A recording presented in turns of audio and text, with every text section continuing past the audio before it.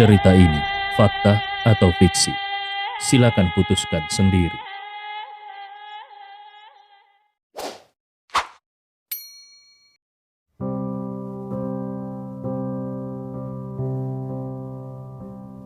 Bab 70. Di grup King He, kali ini Gustav mengenakan pakaian yang sangat bermartabat. Penjaga keamanan menyambutnya dengan senyuman. Ini sama sekali berbeda dengan apa yang dialaminya terakhir kali di grup Huamei. Penampilan memang menjadi sesuatu yang penting untuk menunjang citra seseorang. Bahkan gadis di meja resepsionis pun tersenyum sangat manis ketika menerima kedatangan Gustav. Suara karismatik Gustav terdengar. "Selamat pagi, aku ingin berbicara tentang kerjasama dengan Direktur Meng dari Departemen Pemasaran." Gadis itu tersenyum manis dan berkata dengan cukup sopan, "Selamat pagi Tuan, Direktur Meng ada di lantai 21. Tuan hanya perlu belok kiri setelah keluar dari lift." "Apakah Tuan ingin aku mengabari Direktur tentang kedatanganmu?" Gustav tersenyum, "Tidak perlu. Kami adalah teman sekelas lama, jadi aku akan mengejutkannya." Gadis cantik itu seperti tersengat listrik ketika melihat senyuman Gustav. Dia menundukkan kepalanya karena tidak berani menatap langsung ke arah Gustav. Ketika dia mengumpulkan keberaniannya untuk mengangkat kepalanya dan hendak meminta nomor telepon Gustav, dia menemukan kalau pria tampan itu telah pergi. Gustav memasuki lift dan menekan lantai 28. Menurut informasi Ye Lingtian, kantor Zheng Jingming ada di lantai 39. Lantai ini hampir merupakan lantai paling atas dari gedung King He dan sangat misterius. Di grup King He ini, semua lift yang ingin menuju ke lantai di atas 28 membutuhkan izin khusus. Jadi secara alami tidak akan mungkin bagi Gustav akan naik ke sana. Setelah tiba di lantai 28, Gustav langsung pergi ke kamar mandi. Saat ini, kamar mandi sedang kosong. Tanpa ragu-ragu, Gustav langsung memecahkan jendela luar kamar mandi dan berdiri di tepi jendela di lantai 28. Kalau orang melihat ke bawah, jaraknya sekitar 100 meter. Jarak ini sudah cukup untuk membuat orang ketakutan dan terkena serangan jantung.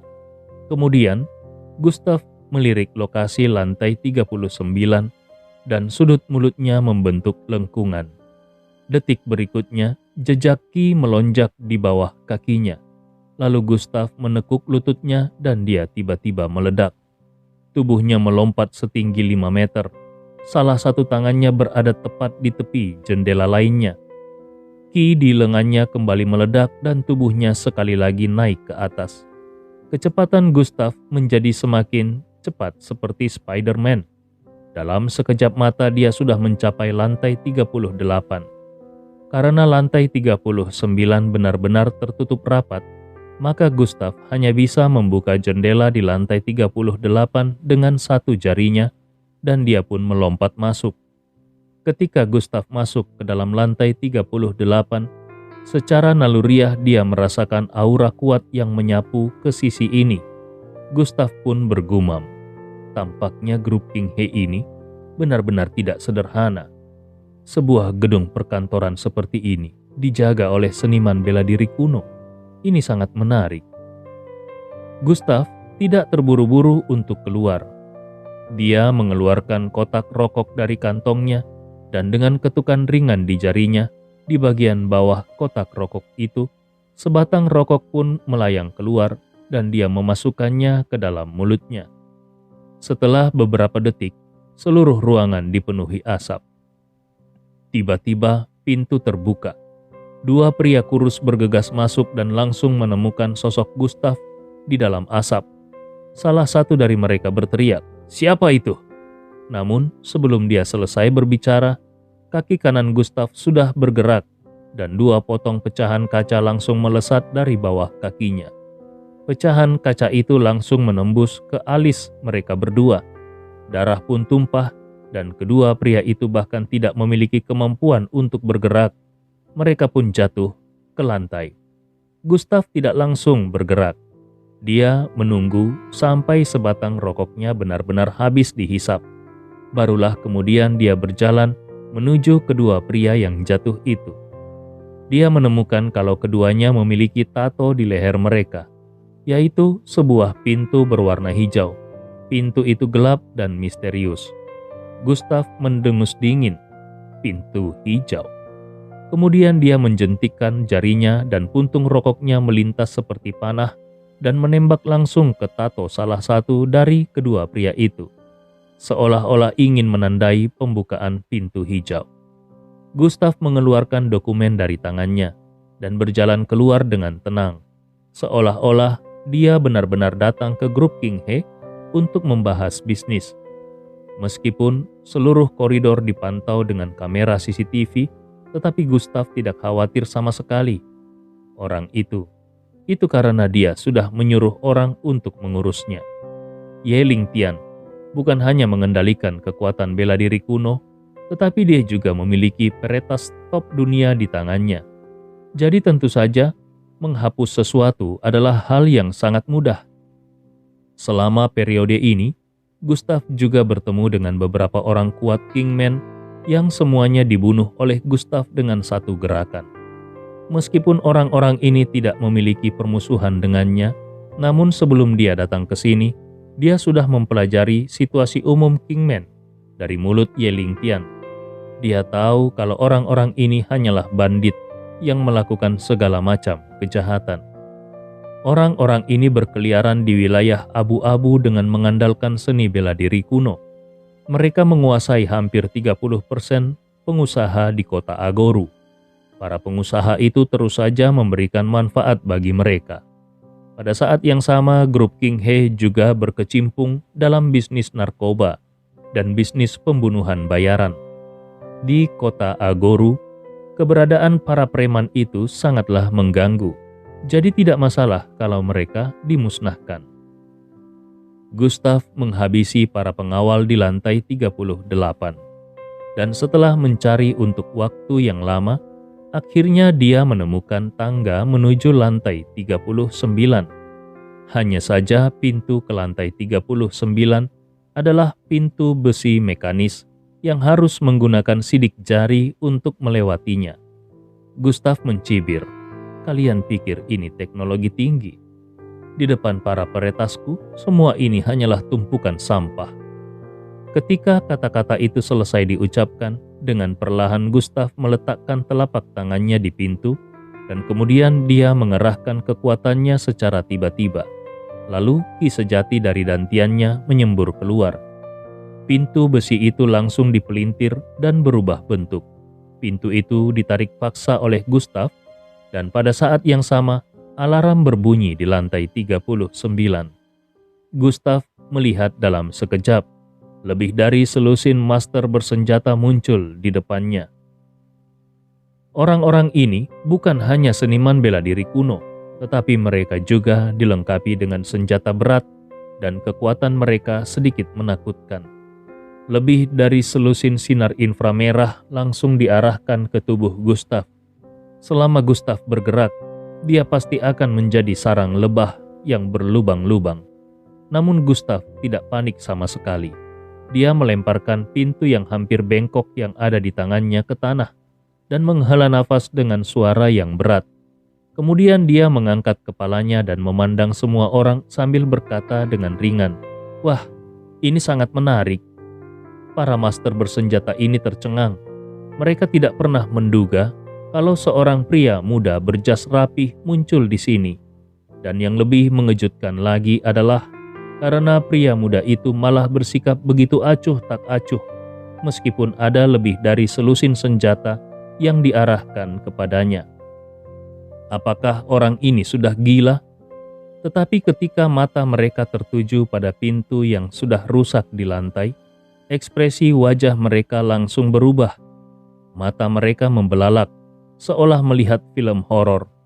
Bagaimanapun juga, pintu itu adalah pintu anti huru-hara dengan presisi BST-339. Itu adalah bahan yang sama dengan brankas berperingkat SSS milik Bank Swiss. Pintu itu sekokoh batu padat.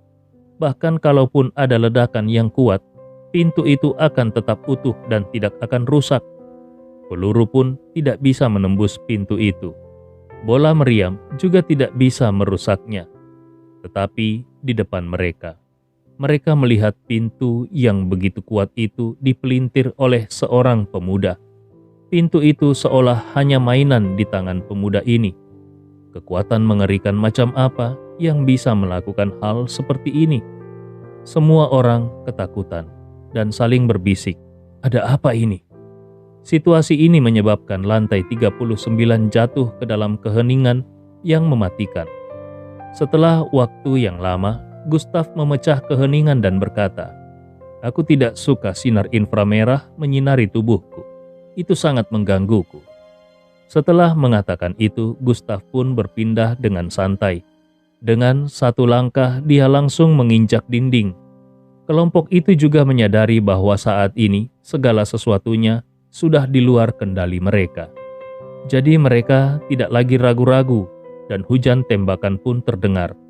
Lebih dari selusin peluru ditembakkan ke arah Gustav, namun Gustav tidak memiliki sedikit pun kepanikan. Salah satu tangannya meraih pintu besi yang bengkok dan ki sejatinya meledak. Pintu besi itu langsung dijungkir balikan olehnya dan lebih parah lagi, pintu itu dengan kejam dilemparkan ke arah kelompok master bersenjata. Semua peluru ditembakkan ke pintu besi itu dan ada suara berderak. Lebih dari selusin orang tanpa sadar ingin bersembunyi ketika mereka melihat bayangan hitam besar, tetapi sayangnya sudah terlambat. Kecepatan pintu itu terlalu cepat. Terdengar ledakan keras ketika pintu itu menghantam tubuh selusin orang. Tubuh beberapa orang langsung hancur di tempat. Bisa dibayangkan betapa menakutkannya kekuatan Gustav. Untungnya, ada 2 orang yang lolos dari benturan pintu besi dan selamat. Kedua orang itu menyadari bahwa pria berjas di depan mereka ini adalah seorang master. Untuk menyampaikan berita itu, bayangan gelap muncul di depan mereka untuk menghalangi jalan mereka. Keduanya benar-benar ketakutan. Dan saat mereka ingin menembak, sepasang tangan besar langsung memegang senjata yang ada di tangan mereka dan kemudian terdengar bunyi klik. Senjata itu pun langsung berubah menjadi 2 bagian. Keduanya benar-benar merasa hampir gila. Monster macam apa pemuda yang ada di depan mereka ini? Mungkinkah pemuda ini adalah master seni bela diri?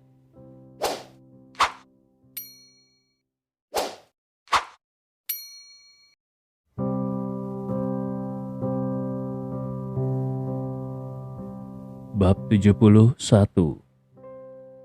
Kedua orang itu tahu betul di dalam hati mereka kalau pemuda yang ada di depan mereka ini sangat kuat. Mereka sama sekali tidak bisa melarikan diri. Dengan suara yang keras, keduanya pun berlutut tepat di depan Gustav. Tubuh mereka gemetar dan saking ketakutannya tanpa sadar mereka buang air kecil di tempat. Salah satu dari kedua orang itu berkata dengan nada memohon, "Jangan bunuh kami. Kami adalah orang-orang dari Kingman." Gustav memandang mereka berdua dengan tatapan merendahkan dan berkata dengan ringan, "Di mana posisi Zheng Jingming sekarang?" Mereka berdua benar-benar ketakutan dan buru-buru menunjuk ke sebuah pintu di ujung koridor lalu berkata, Tuan Zheng sedang membicarakan bisnis dengan orang-orang dari negara M di dalam sana." Gustav bertanya, apakah dia sudah mendengar bunyi alarm di luar? Keduanya buru-buru menggelengkan kepala mereka dan menjelaskan, "Tidak, ruangan di sana benar-benar kedap suara. Jadi mereka sama sekali tidak akan bisa mendengar apapun yang terjadi di luar. Tetapi gerakan di sini seharusnya didengar oleh Departemen Keamanan di lantai 37. Dan mereka akan segera menyusul ke sini." Gustav mengangguk sambil berpikir. Dia tidak mempedulikan kedua orang itu dan langsung memasukkan tangannya ke dalam saku, lalu berjalan menuju pintu yang ada di ujung koridor. Tepat ketika Gustav sudah mengambil beberapa langkah, Kedua orang tadi merasa kalau mereka sudah keluar dari bahaya. Mereka saling melirik dan tanpa ragu-ragu, mereka mengeluarkan senjata kecil dari pergelangan kaki mereka. Namun, tepat ketika mereka akan menembak, tangan Gustav sudah lebih dulu menembakkan 2 aliran udara dari tangannya. Aliran udara pun terbentuk dan menerobos udara seperti pisau putih. Aliran udara itu langsung menembus tenggorokan keduanya. Darah berangsur-angsur keluar dari leher mereka, dan mereka pun terjatuh ke tanah. Pada saat yang sama, di ruang konferensi tertutup di lantai 39 grup King He, di sebelah kiri Zheng Jingming duduk 3 orang pria berambut pirang dan bermata biru.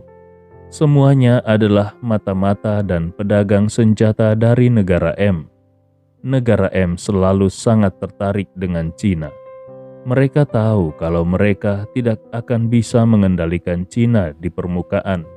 Tetapi begitu mereka bisa mengendalikan pasukan bawah tanah di Cina, maka itu setara dengan mengendalikan poin-poin penting Cina. Begitu mereka bisa merebut kota Agoru sebagai kota pelabuhan provinsi Jiangnan, maka itu pasti akan menjadi langkah maju yang besar bagi ambisi negara M. Di sebelah kanan Zheng Jingming duduk 2 pria kuat dari sekte Kingman.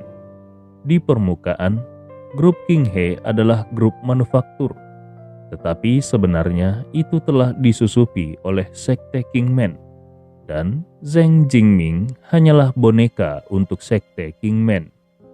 Tampaknya Zheng Jingming yang mengendalikan grup King He, tetapi pengontrol sebenarnya adalah sekte Kingman.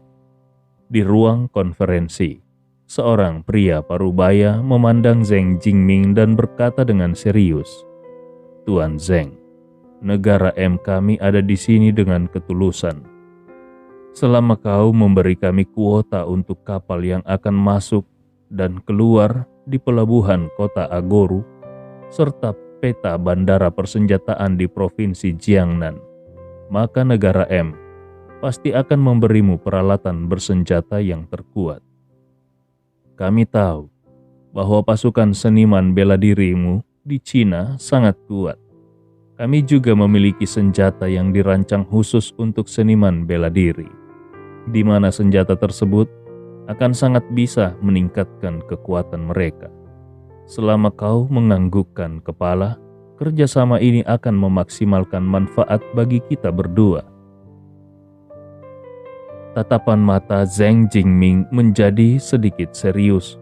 Dia tahu bahwa ada banyak resiko dalam masalah ini, dan kalau dia tidak hati-hati, maka kecelakaan sekecil apapun akan menjadi pengkhianatan. Akan tetapi dalam menghadapi keuntungan yang besar ini, dia merasa sedikit tergoda. Dengan ragu-ragu, dia melihat ke arah 2 master sekte Kingman yang ada di sebelah kanannya. Keduanya menutup mata mereka dan sepertinya tidak ingin mengungkapkan pendapat apapun. Melihat Zheng Jingming belum membuat keputusan, pria yang berbicara tadi melanjutkan berkata, "Tuan Zheng, aku akan menambahkan 1 item lagi. Negara kami bersedia menyediakan 10 peralatan otomatis presisi tinggi untuk grup King Hemu. Ini akan sangat diperlukan untuk pengembangan grup King Hemu." Ketika Zheng Jingming mendengar ini, dia tidak bisa menahan diri lagi. Harga pasar peralatan otomatis presisi tinggi adalah 50 juta. Kalau 10 unit, maka itu berarti 500 juta. Perangkat itu benar-benar tak ternilai harganya. Zheng Jingming tidak terlalu memikirkannya lagi. Dia langsung berdiri, lalu mengulurkan tangannya dan berkata sambil tersenyum, "Tuan Mike, bagaimana aku bisa menolak persyaratan yang kau ajukan ini? Selamat, kita resmi bekerja sama. Ketika nanti kau kembali ke negara M, tolong bantu aku menyampaikan salam kepada Tuan Tran." Mata pria perwakilan negara M itu penuh kejutan. Dia tidak menduga kalau hal ini akan terselesaikan dengan begitu cepat. Selama negara M bisa mengambil pelabuhan kota Agoru, maka pasukan mata-mata mereka juga akan bisa menyusup sedikit demi sedikit. Dan kemudian mereka akan bisa mengendalikan pasukan bawah tanah di seluruh kota Agoru. Begitu mereka mengendalikan pasukan bawah tanah, mereka akan bisa menyebar seperti jaring laba-laba hingga menyebar ke seluruh wilayah Tiongkok dan membuat Tiongkok penuh dengan lubang. Pria itu pun tersenyum. Tuan Zeng, selamat bekerja sama. Ketika kedua tangan mereka tergenggam erat, sebuah ledakan keras langsung terdengar. Pintu ruang konferensi tiba-tiba meledak, dan dua panel pintu baja itu langsung dipelintir dan berubah bentuk. Ledakan itu juga menghancurkan meja konferensi. Kedua orang master dari sekte Kingman yang tadinya menutup mata langsung berdiri. Tatapan mata mereka mengeluarkan niat membunuh yang kuat. Tiba-tiba, suara sedingin es terdengar bergema di seluruh ruang konferensi. Orang Cina yang baik tidak akan mau melakukan hal seperti itu. Tetapi orang ini benar-benar ingin menjadi anjing bagi negara M. Semua orang melihat ke pintu dan mereka melihat seorang pria muda berjas rapi berdiri di pintu. Pria muda itu memiliki dokumen di tangannya dan dia terlihat seperti elit bisnis. Zheng Jingming menatap pemuda berjas itu dan entah kenapa dia merasa kalau wajah pemuda itu agak sedikit familiar baginya. Zheng Jingming bertanya, "Kau, Gustav Ye?" Nama itu muncul di benaknya secara tidak sadar, tetapi dengan cepat dia langsung menyingkirkannya. Sampah keluarga Ye itu sudah lama mati, jadi bagaimana dia bisa muncul di sini? Pemuda itu hanya terlihat mirip dengan Gustav Ye. Masalahnya adalah seseorang menerobos masuk ke sini. Tetapi kenapa para master bersenjata yang berjaga-jaga di luar tidak bereaksi sama sekali? Sungguh sekelompok sampah. Dengan mengabaikan reaksi semua orang, Gustav datang langsung ke arah Zheng Jingming. Dia meletakkan dokumen yang ada di tangannya ke atas meja dan mengambil pena dari samping sambil berkata, "Tanda tangani dokumen ini." Suaranya memiliki nada memerintah, seolah-olah dia mengatakan sesuatu yang tidak perlu dipertanyakan lagi. Zheng Jingming melirik beberapa kata di dokumen itu dan matanya langsung melotot. Transfer ekuitas tanpa syarat? Apakah pemuda ini sudah gila? Dia bahkan berani meminta ekuitas grup King He. Zheng Jingming sudah melihat banyak orang gila di dalam hidupnya, tetapi dia belum pernah melihat orang gila yang seperti ini. Pemuda ini langsung pergi ke lantai atas grup King He dan bahkan meminta Zheng Jingming untuk menandatangani dokumen yang sangat konyol. Siapa yang memberi nyali untuk melakukan hal ini? Kedua master dari sekte Kingman mendengus dingin dan sudah berjalan menuju sisi Zheng Jingming. Pria perwakilan negara M menoleh ke arah pria kuat negara M yang berdiri di sampingnya dan berkata dengan pelan, "Bunuh pemuda itu. Tidak ada yang boleh menyabotase rencana negara M. Siapapun yang berani menyabotase pasti akan mati." Pria kuat dari negara M langsung mengeluarkan senjata khusus dari pinggangnya dan tanpa ragu-ragu dia langsung membidik kepala Gustav. Namun pada saat pria kuat itu hendak menarik pelatuknya, Gustav sudah mengambil pena yang ada di tangannya dan menembakkannya secara langsung. Puff! Dengan sebuah suara keras, pena itu melesat langsung ke alis pria kuat negara M. Itu seperti paku di atas dinding. Bahkan ada noda darah merah cerah di dinding yang seperti bunga plum. Mata pria kuat itu membelalak ngeri dan tubuhnya pun terjatuh ke belakang. Satu gerakan sudah cukup untuk membunuh pria kuat itu. Kedua master dari sekte Kingman tidak bisa duduk diam. Pisau pendek langsung muncul di tangan mereka dan dilemparkan langsung ke arah Gustav. Gustav tidak memiliki niat sedikit pun untuk bergerak. Dia sudah melihat kultivasi kedua orang master itu, dan itu adalah alam transformasi setengah langkah. Di seluruh provinsi Jiangnan, keberadaan seperti itu bisa dianggap sebagai orang yang kuat. Tapi di mata Gustav, mereka tidak ada apa-apanya. Kedua pisau pendek itu membawa angin kencang ke arah Gustav dan langsung mengarah ke titik vitalnya. Salah satu pisaunya bahkan langsung menebas langit-langit Gustav. Kecepatannya sangat cepat. Kalau itu adalah seniman bela diri biasa, mereka pasti tidak akan bisa mengelak sama sekali. Dan mungkin saja tubuh mereka sudah terbelah dua. Pada saat pisau pendek itu hendak menyentuh Gustav, aura tak terlihat mengembun dan terbentuk di sekitar tubuh Gustav. Lalu niat membunuh yang ganas tiba-tiba meletus. Dengan suara keras, seluruh ruang konferensi secara bertahap berlumuran darah.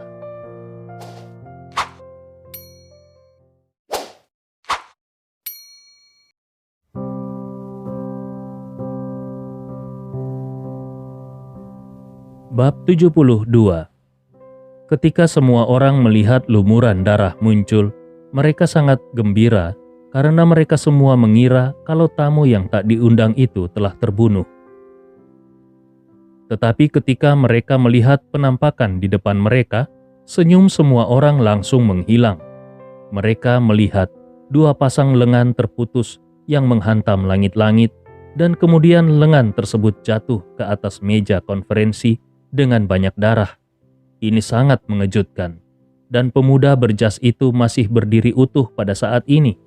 Mereka bahkan tidak melihat bagaimana pemuda berjas itu bergerak, dan lengan kedua master dari sekte Kingman itu telah putus. Darah mengalir deras dari tubuh mereka. Hanya dengan satu gerakan, Gustav benar-benar memotong lengan kedua master itu. Bagaimana ini bisa terjadi? Wajah Zheng Jingming menjadi pucat karena ketakutan. Dia tahu betapa menakutkannya dua master yang telah diatur oleh sekte Kingman ini untuknya.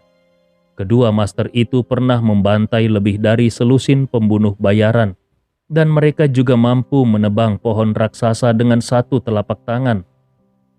Zheng Jingming tidak akan pernah melupakan adegan itu dalam hidupnya. Tapi siapa gerangan pemuda berjas yang ada di depannya ini?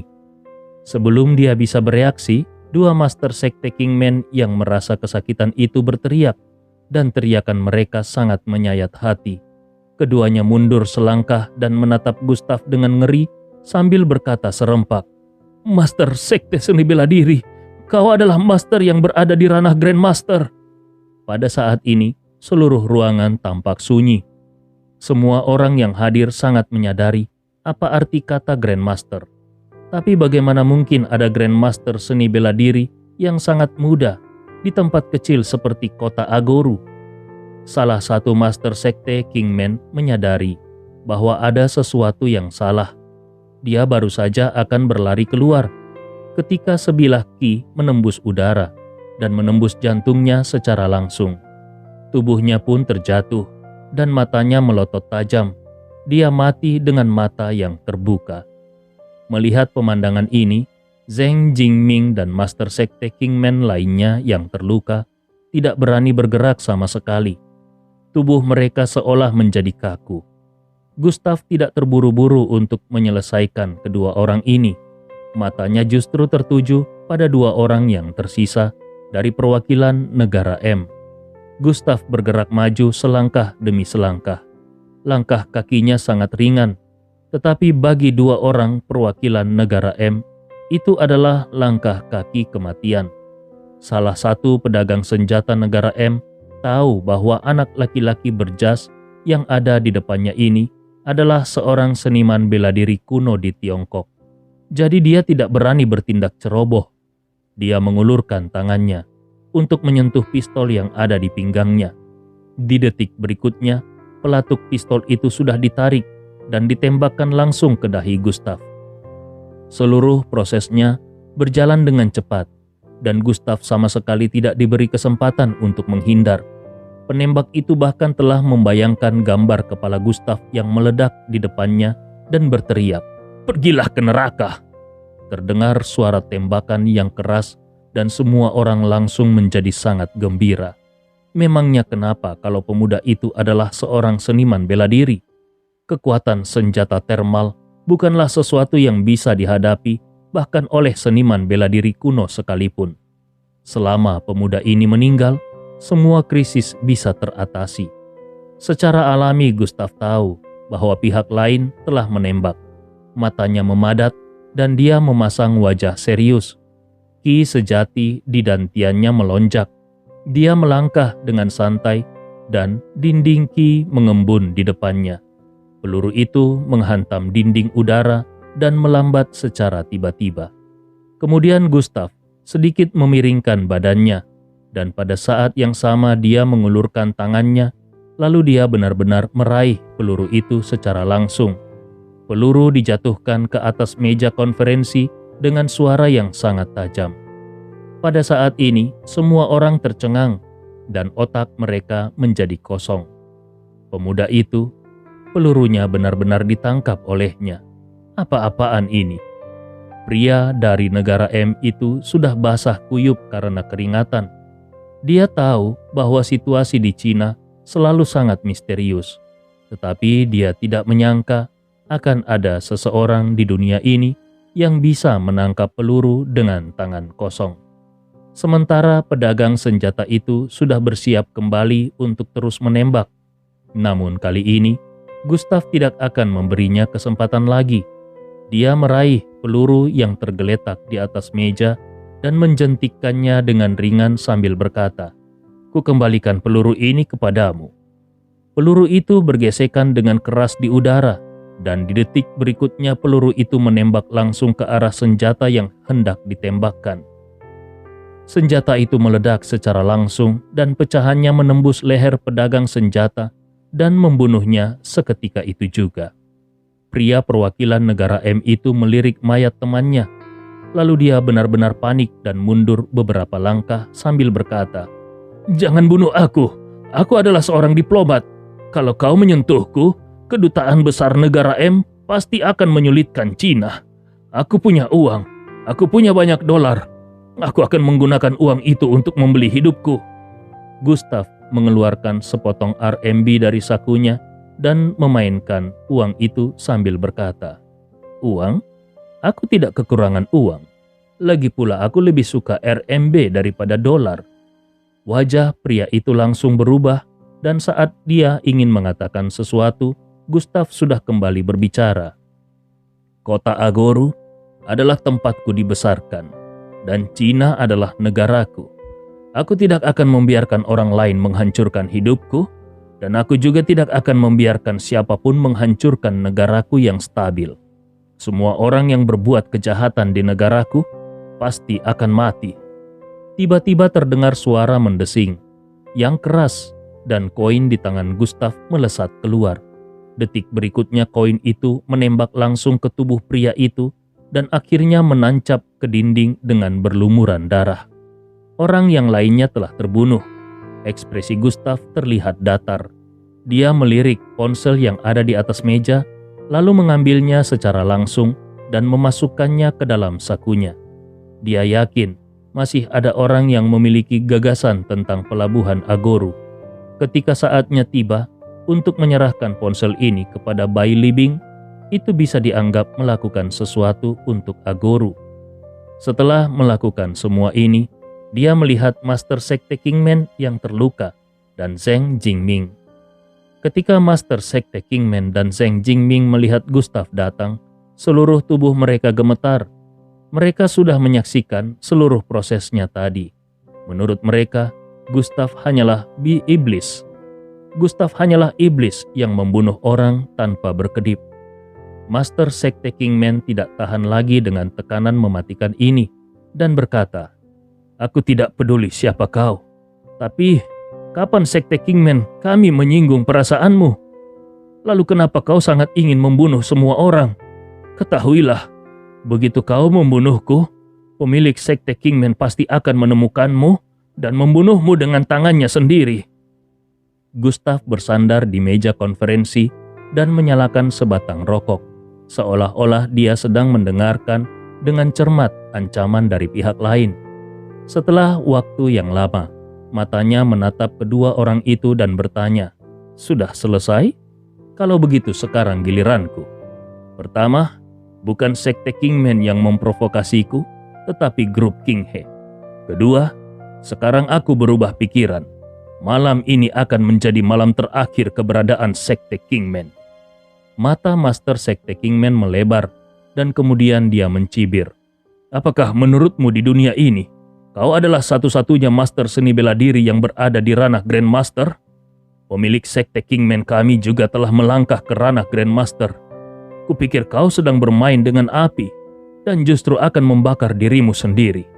Kalau kau menyinggung Sekte Kingman, kami akan membunuh seluruh keluargamu dan..." Namun sebelum kata-kata itu selesai diucapkan, Gustav sudah mendatangi orang itu dan dengan keras dia langsung memutar leher orang itu. Terdengar bunyi klik yang tajam dan Gustav pun berkata, "Maaf mengecewakanmu, tapi aku sudah tidak punya keluarga lagi." Saat ini hanya Zheng Jingming dan Gustav yang tersisa di dalam ruang konferensi dan suasananya langsung menjadi sangat kusuk. Zheng Jingming memikirkan sesuatu, lalu dengan cepat dia berdiri sambil mengeluarkan pena dari sakunya dan dengan gemetar dia menandatangani dokumen yang ada di atas meja. Dia bahkan tidak lupa membubuhkan sidik jarinya. Zheng Jingming berseru ketakutan, "Aku akan menandatangininya. Aku akan menandatanganinya. Aku akan menandatangani apa saja. Asalkan kau membiarkanku pergi. Kami tidak akan memiliki keluhan dan aku bisa menjadi bonekamu. Aku bisa membantumu mengendalikan grup King He dan selama kau memberiku kesempatan untuk tetap hidup, semua orang grup King He adalah milikmu." Gustav tersenyum. Dia mendatangi jendela besar yang ada di depannya dan melihat pemandangan kota Agoru. Dia meletakkan tangannya ke belakang punggungnya. Amarah yang tak terlihat melonjak di sekujur tubuhnya. Zheng Jingming tampak tercengang. Bagaimana mungkin ada aura warna merah pada orang ini? Dan ketika dia melihat aura kemerahan itu, dia bahkan merasa kesulitan bernafas. Setelah sekian lama, suara dingin terdengar di seluruh ruangan konferensi. "Zheng Jingming, apakah kau benar-benar lupa siapa aku? Apakah kau berani melupakan malam di Villa Yunhu 5 tahun lalu? Malam pembantaian keluargaku?"